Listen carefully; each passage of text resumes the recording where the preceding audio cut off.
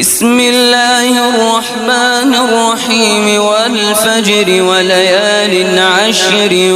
والشفع والوتر والليل إذا يسري هل في ذلك قسم لذي حجر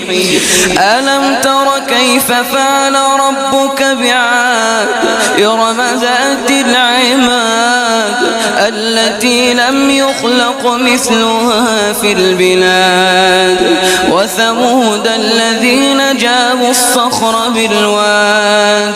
وفرعون ذي الأوتاد الذين طغوا في البلاد فأكثروا فيها الفساد فصب عليهم ربك سوط عذاب إن ربك لبالمرصاد فأما الإنسان إذا ما ابتلاه